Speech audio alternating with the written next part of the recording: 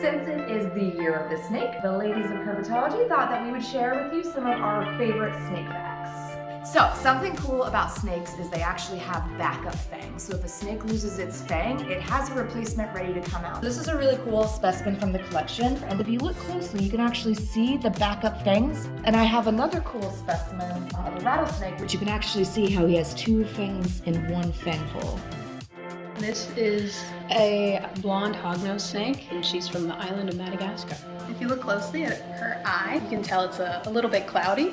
That's because she's getting ready to shed.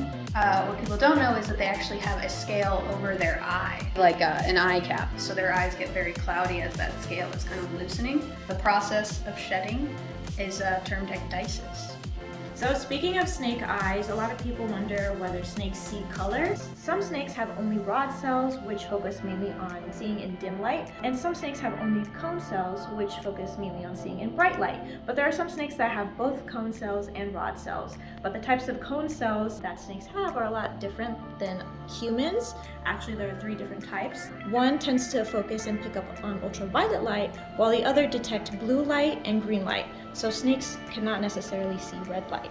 However, snakes in aquatic habitats have very unique sensory adaptations, including some that allow them to see red wavelengths that penetrate the water. And maybe you can see that these marine snakes have this flattened, paddle-shaped tail that allows them to swim in the ocean. There are really cool sensory adaptations in this tail that allows them to perceive light if, for example, there's a predator behind them. It's not like they can see an image, it's a sensory system where they can feel and perceive differences in light. Happy Year of the Snake, everyone!